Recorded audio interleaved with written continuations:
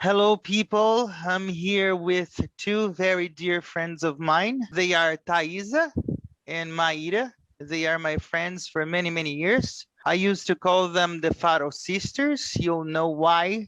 So how are you girls today? We're fine. We're all Right. in one part of the world. So Thai's all the Yes. way over there. I am Are in you- Wales, UK. Yeah, Yes. we are in 3 different time zones. So I'm in Exactly. Brazil. Maira, tell everybody where you are now in the world. I'm now in the Netherlands, in the south of the Netherlands, actually. I live in Weert. It's close by Maastricht. So we are each one in one part of the world at this very moment, Nice. which is quite nice. What are you doing right now? What's your occupation? Yes, I am. Well, actually, at the moment, I'm in between jobs. So last Friday was my last day at the company I was working for. And now I have 3 weeks of vacation at the moment before I started my new job. So I'm going to work for a company, which is a competition for Philips. I'm going to be doing all sorts of administrative tasks. I'm going to be talking to clients a lot in different languages, in Dutch as well. A lot of English, of course. Yes, so I'm very excited about this new challenge that is about to come. They also have some expectation of opening a business in Brazil. So there's maybe some opportunity for me to maybe help them reach their goal. So that's basically what's happening at the moment in my life professionally. Nice. Are they wanting to open a business in Wales, maybe? Wouldn't that be lovely? So yeah, I am in Wales, which is in the United Kingdom. I've been living here since 2008. And for my job, I work for an organization that is quite interesting to describe. It's unusual in a way, because it's an organization that encourages active travel, so it is active mobility. So basically want to improve levels of walking, cycling, wheeling and scooting in cities and towns. So for that we improve active travel infrastructure, so that is walking and cycling routes, and that's where I come in my urban design sort of realm, and also doing some behavior change programs. So it's quite interesting. I love it a bit. I'm very happy working for them. It's always wanted, I think. Yeah. Nice. And the next question is, how are you as mothers? Oh, that's quite a question, because Thai knows as much as I do that being a mother when you live abroad, especially in Europe, is completely different from being a mother in Brazil. Well, first of all, we don't have the presence of the grandmother in the life of the kids. So that makes a huge difference. As Brazilians, we know that a grandmother is just a second mother to all kids. You know that very well as well. I do. So that's something that we really miss, is having grandma and grandpa around. And yeah, that's the biggest part where it hurts. But here also the approach is different towards raising kids a little bit in Brazil. Well, here in Holland, I noticed that they're a little bit more loose, let's say. They try to make kids independent from very early age. So yeah, I think we are more attached. In Brazil, we are more, you know, the chicken with the little chicken under the wings, or a little ducky with the little ducklets. And here they're more, you know, flying away, and they're a little bit more relaxed on the raising of the kids. And I think in the UK it's the same, isn't it, Thai? Yeah, I think so. Yeah, I was second Maira's opinion on everything, really, because we experienced pretty much, you know, the same journey when we had children, and the fact that Maira has the grandparents from Martin's side, from her husband's side, but here it was just Peter and myself really bringing up the kids. So that was really hard at times. You know, we spent 5 years without sleeping properly, and that's no fun at all. But you know, so when you don't have that extra help, it makes a lot of difference, physically and emotionally, definitely. And yeah, regarding the way they raise the children here, yeah, I'd say that there's a lot of that. They do kind of, yeah, to raise them to be more independent earlier on, although I never raised children in Brazil, so it's very hard for me to compare. It's more like what we hear and what we see, isn't it? but you know, it's each journey is individual anyway. But the other thing here is that it's very cold and it's also in the Netherlands, which means that life for children is not so outdoorsy most of the year, I would say. So there is a lot of indoors and indoors activities. So it's just towards a lot of let's do arts, let's do reading. You get creative.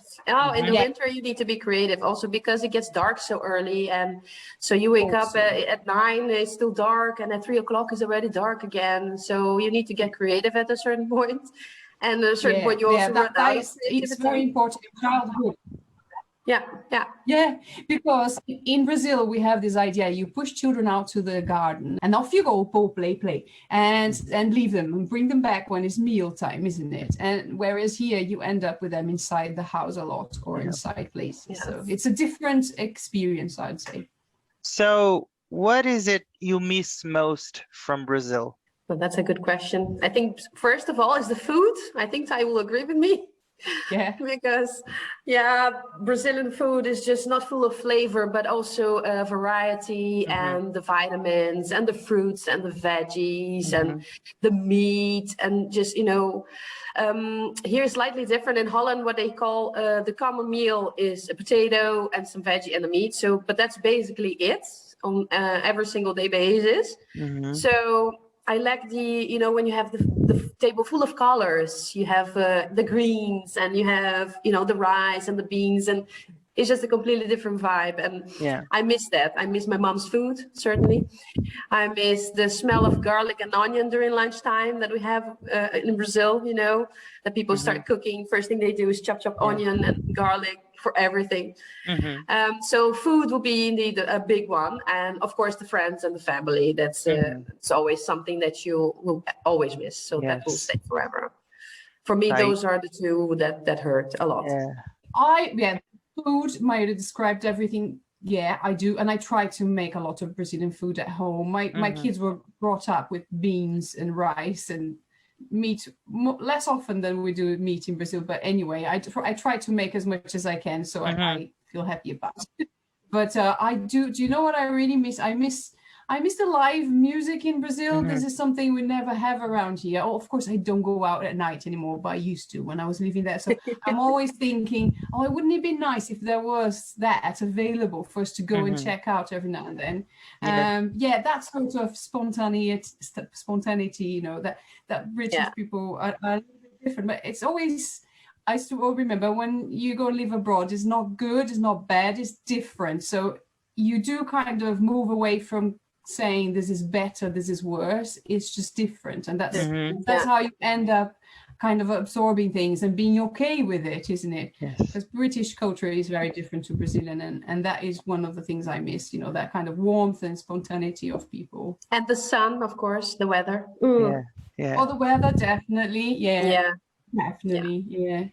If you allow me, I think that the British humor is quite close to Brazilian humor. I have some friends from the UK, and they are really funny as much as we are. They don't care very much about being so polite and being, not that we're not polite, Brazilians are polite, but we like not to politically correct. We like to banter all the time. We like to do things. Now we're getting close to the key part of this interview.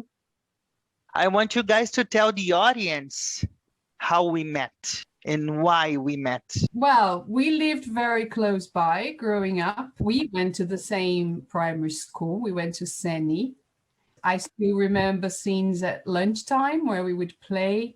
And we would be out on Avenida Oriente, which is right in front of your house. And this is just turning the corner from our house, and that would be kind of a place where, you know, children would gather at the end of the afternoon, and you know, just sit on the grass there and chat, and it's just that everyday life of the neighborhood we were in that you know, just made us spend a lot of time together. And I think I might say that our friendship is something carbon dating friendship, you know. It's such a long time, but guys, I need to tell you now that these two lovely ladies now are very special to me because their mother is Maria Luisa, my forever English teacher that you guys really like the interview. How is it to be a daughter to Isa Faro? That's a nice question, actually. That's actually how I remember getting to know you. That I got to know you really better was at the private school for my mom called FIS. Yeah. That's where we actually got really close because Yeah. you were my professor, my teacher at that time. We had so much fun in those lessons, actually. Yeah, so whoever had the chance to be a student at my mom's school, that energy that you used to get from her there, you know, her enthusiasm and her passion for what she did, the way she wanted to help the kids, as she used to call everyone, doesn't matter how old you were, she would just call you a kid. So that energy, that passion, and that independency that she always had, and she passed that very well to my sister and me. So we were always enthusiasts of the English language as well, because of the inheritance we had from my mom. So being her daughter is just, yeah, we were constantly amazed by her achievements in life, because God knows she had many, luckily. She's a spectacular woman. I admire her a lot, and she knows that. And yeah, if you had a chance to spend some time with her, you would know what I'm talking about. And I think Thai agrees with me also when I say it. It's fun. It's been such a nice legacy she left. I mean, you know, we were brought up with what Maira was saying. Her way of teaching is really nice. It's a very kind and generous way of passing on information. And I think that's why she was really loved as a teacher, not only an English teacher, but also a law teacher.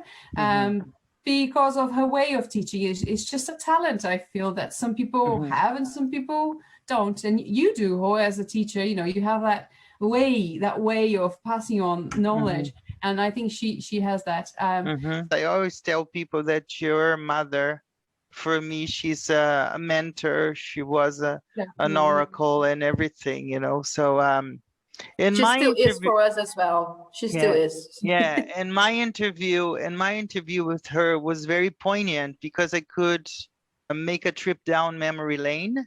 So we could remember everything so vividly, and it was very touching. I think that's why people like it very much. Good surprise to see you guys. Yes. Good to see you too. Rodrigo did all the arrangements for this surprise, so he's a tricky guy. Huh? I know, that was I wanted to bring her again because, as I told you before, her interview is one of the most liked ones on the channel. Everybody loves it, and it's a great testament of my teaching or my profession. And as I wanted to interview you in the beginning as just two friends of mine, I think that your mother being here, it's an important thing to show how close we are. Although we live in different parts of the world, we respect each other, we like each other, and we root for each other. I remember getting to meet you girls when I was very, very young. Thaísa and I are just 1 year apart. Maira is a few years younger. Yes. But I remember most of my teenage years living with you guys and sharing funny things and being a teacher to Maira when she didn't want to speak English in front of her mother. And you know, and now I am very, very proud of all of us having children and having your mother here. I remember, that's a question for your mother. I remember that during the rapid round game with her, I asked her, my daughters are, and she said, the light in my life. Oh. Do you still feel the same, or is it much stronger now they are very far from you, Isa? How does it feel? You know, it's a very mixed feeling, because you have to make the choice, being apart for such a long time. You have to make the choice of suffering or not suffering. And of course, I made the option of not suffering. That is, I know that they are okay. I know that they are fine. I know that they're happy and they're healthy with their families. So that's enough for me, you know, which means I have no reason to suffer because of them. Of course, you know, you wake up in the night and you think, oh my goodness, you know, what are they doing? How are they? But if they were in Brazil, it would be probably the same way, because it's such a big country, and there was no guarantee that they would live close to me. So anyhow, you sort of find a way in your heart, a place in your heart for keeping that that kind of feeling, not letting it destruct you. You know what I mean? Although, of course, you suffer at times. Yeah. Yeah, but also, well, obviously with Skype and now WhatsApp, it's so nice that I've with the pandemic, I made a decision in my mind. I always say that to my mom. I'm going to call, make contact with her, especially like as often as I can. So I ring her every second day to say absolutely nothing. I call her and say, I've got nothing to say, but I just clean the kitchen, and today I had to clean the tap, blah, blah, blah. It's just to talk about nothing, but you just make so frequent contact, and that helps a lot.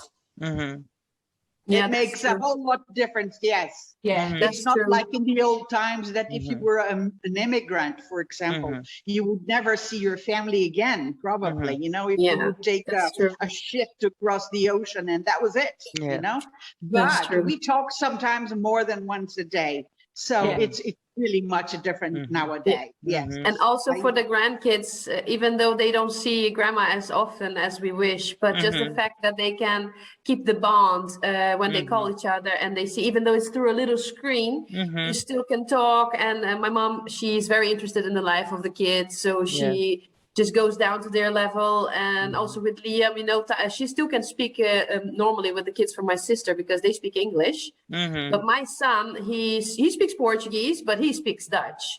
So when my mom tries to communicate with him, it's always very much fun, because he makes quite an effort to speak Portuguese. Yes, and now he's understanding a little bit of English. So my mom is trying also to communicate with him in English.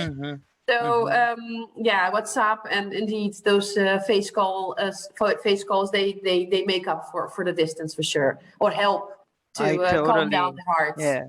Sure. I totally agree. I am lucky enough to live with my parents, because you know that the house is big, so everybody can be around, and I can see how crazy my children are about them. Where's grandpa? Where's grandma? You know, and my parents are everything for them. I have one last question for you girls, and Isa can also answer if she wants, in the role of a grandmother.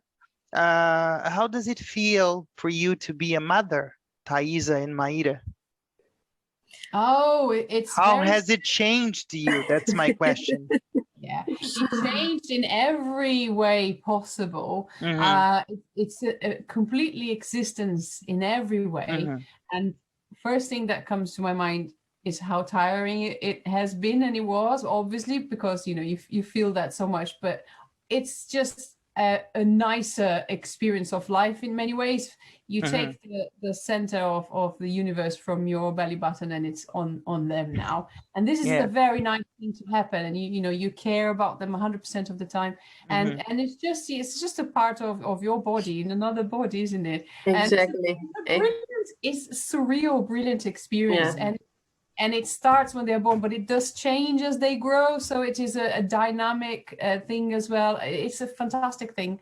I love being a mom. I do. It's very cliche when they say it's like your heart outside your body. You know, you hear that a lot, but it's so true. Yeah, it is really true. And I have one kid. I has two. So Liam, for me, since he was born, it has been, we have been there for each other 24/7. My husband, he has a busy job, so he works a lot. So I've been basically mostly with him during his preschool life and everything. So he gave me a sort of, since he's born, there is a completely different purpose in life. That's just, that's the biggest change that I would say, giving you some purpose. you know what you're doing that for and why, and you know the hard times you go through them because you know you have to, because you think about that little face, and now he has lost his first tooth. So I you know, I just think about the little Banguela smile, and then the whole day, you know, if you're having a crappy day, it just turns everything. It's gonna be all right. Just there, and I have him, and so life gets easier in that way if you think of it on that sort of way. Rodrigo, how about you? Yeah, indeed. Well, my children see me working the whole day long because I have a crazy schedule, as I was telling Maira. My preschooler, he comes to me and says, "Have you finished? Can we go upstairs?" It's amazing to see them grow. And I tell them all the time, I just want to see you happy. That's the only heritage that I can leave behind for you is culture, studying, and happiness. As long as you're happy, I'm happy. You know, that's what I tell them. They are awesome kids. For me, the worst part was tough love. When you have to say no and your heart wants to say yes, you know. Yeah. So, Rodrigo, may I talk to the girls Of for a course. second? Of You course. guys, do you guys believe that this man that is talking English to you has learned by himself, practically? Yeah, I do remember that. In Brazil. Do you believe that? I do remember that. Yeah, he's a prodigy, isn't he? Yes, yes. I don't think Because, I know anyone we that has we learned that talk- level of English without having lived abroad. I know no one from everybody I know that has accomplished that with that degree of fluency. So Not only the degree of fluency, but the expressions and you know, all those things that you only learn when you go into the immersion, that you go into the country and into the culture and the language. So just doing that by books and videos and music, because that's basically how he learns. Back then, because I'm back lost then we had for no words internet. now. I'm lost for words now. I don't know what to say. I want to take the opportunity, Rodrigo, to congratulate you on the anniversary of your school. Tell us a little bit of how old the school is, how it is going, how you've been working, and you know, a picture of your school. Of course, the school is fine. Actually, I'm working from home since the pandemic started. I have the school for 16 years now. I remember that already. it's been 25 years that I'm an English teacher. It's really a life, isn't it? Yeah. Impressive. And for me, English is in my veins, as I told your mother back then. I think I speak more English than Portuguese because I speak English the whole day teaching people. And I always like to say that I am a work in progress. I'm always studying English, trying to get better, to learn more and more. Everybody, really. Yeah, you know, always learning. As far as a foreign language is concerned, you're always learning.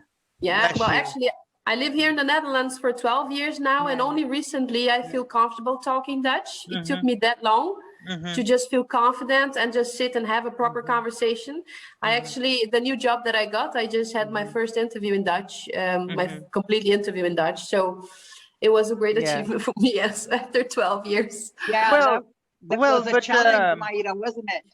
Yeah. Something that gave me the sense of being a teacher was your mother. I told her before, because although I am very disciplined and a bit of a perfectionist, I might say, most of the things that I learned from her, and I have to thank her forever for this. Now we're going to play the rapid round game. So my family is? My family is my heart. Thaísa. Definitely. My family is my whole world, really. My children are? Well, Liam is my safe board. My children are my biggest worry with everything, but it's good worry, you know, it's like just getting them to be on the right track. My parents are? Oh, I don't know what I would be without them. Yeah, my parents are, they are, I wouldn't know where I would be without them either. It's so hard to answer this. It sounds cool. But it's so true.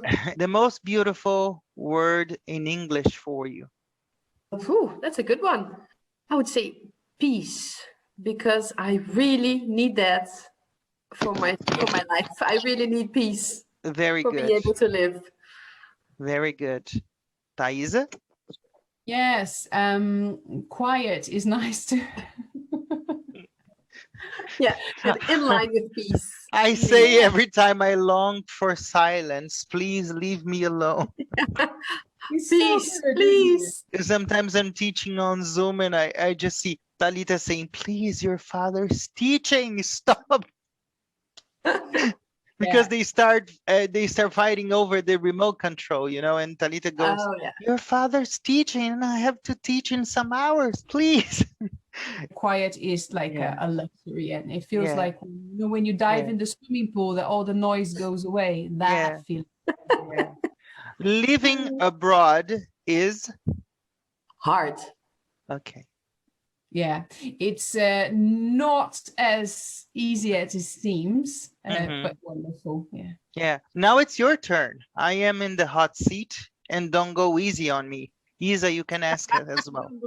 That's a good one. Don't go easy I on me. ask? Yeah. May I ask? Yeah. You can start. What would you say that was the biggest challenge for you to start your career as an English teacher and as an English expert as you are? What was the biggest difficulty you found in this path, you know, along this path? I had to overcome myself because I mistakenly thought that I wouldn't be able, and you came to me. You're gonna work with me. I said, you crazy? You said, no. And I asked you for tutoring me or watching my first class, and you told me, no, I'm just going to kick your behind, and then you're inside the classroom. I don't care. And you told me something I do every single day with my students, be respectful and go to the level of the students. I think that's the key for being a good teacher and liking what you do. Maira. When you think of Talita, what comes to your mind? Talita is my faithful squire. So Oh, how cute. she's the stronger side of the weaker side. But she's an excellent mother. She's my best friend. She's everything, you know. So oh, nice. So nice to have a good team like that, isn't it? Yeah. Yes. I was going to say, when did you realize yourself that your English was as awesome as a native speaker? Did you have that moment? No, because I still don't believe it. You know, I still. It's time to start believing it. I think that I have to study a lot yet, because the more I study, the less I know. You know, and I love the language. I have interviewed teachers around the world. I have a friend in Manchester, and he told me, sometimes you speak better than I do. I listen to that. I accept. I internalize, and that stays there, you know. To tell you the truth, I teach English from 8 in the morning to 9 at night in Brazil. Wow. Yeah. From Monday Well, to May I passion. say Friday. something? You know, you guys were talking and I was listening here. And a funny thing is to hear the three of you, whom I watched to grow, all of you, you know, the three of you, and running back and forth like teenagers, or even, you know, less than that, like children, actually. And I was thinking to myself, the three of you are talking with a completely different code among the three of you. You know, it's not talking in Portuguese, and I didn't realize, you know, that you guys were talking in English for some minutes. I didn't. It didn't come down to me that I was listening to the three of you in a different language, in a different code. So I was just listening to the conversation as if it was a normal conversation, but it's very far from normal, because behind the three of you, there is a life you know, to come up to this point. So Yeah. it was really funny that I said, oh, wait, they're talking, yes, but they're talking in English, you know. How Yeah. much is there behind that, you know? Yeah. And we all learned it from you, eh? Yourself. Yeah. We Yeah. all learned it from you. Yeah. The three of Yeah. Oh us. my Yeah. goodness. Yeah. Yes. Mhm. And exactly because I knew what kind of change and how much change in my life to know the English language caused is that I wanted to make sure that my children would also look above this wall. And you yourself came along as well. So it's funny, for some seconds, I didn't realize you guys were talking in English, you know, because it's just, it's amazing what kind of process there is behind the abilities you guys developed, you know. Yeah. So it's a really funny situation. Yes. Yeah, that's so kind of you to say that. We are close to the end, and I would like to say that I remember very vividly some very nice milestones that we lived together. I remember vividly when Thaísa came back from Australia after she did her exchange program. I remember Maira coming back from her exchange program. I remember when Thaísa got into the university. I remember when Maira got into the university.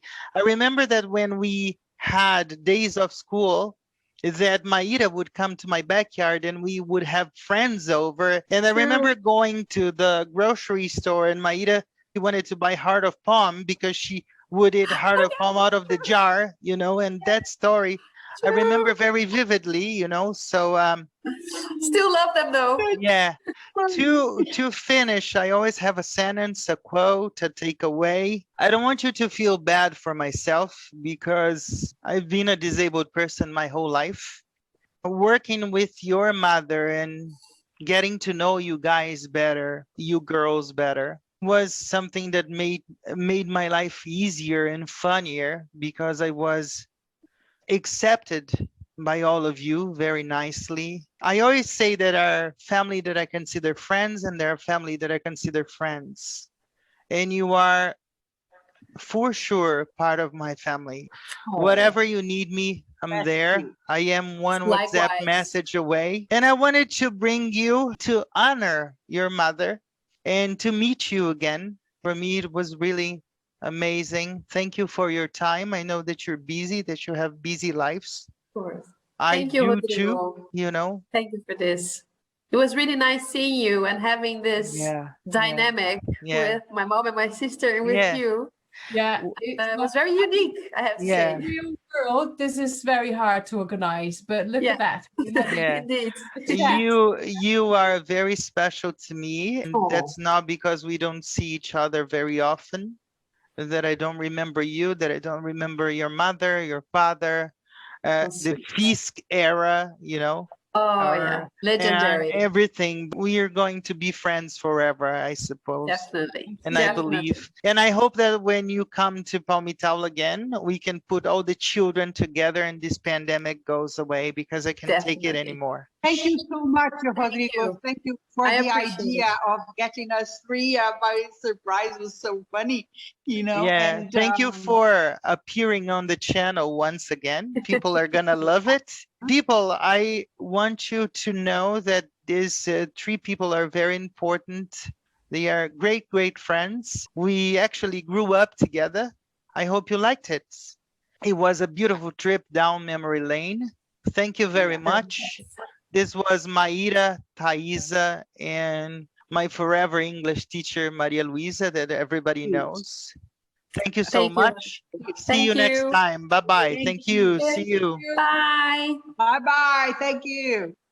Hello, it's Rod's friend here, Gino from Real Everyday English. Sorry for interrupting your video. I just want to make a quick recommendation that you subscribe to Rodrigo's channel. He's an amazing guy. He's so humble. He's so dedicated. And he creates absolutely fantastic content. See you people soon. Bye-bye. God bless.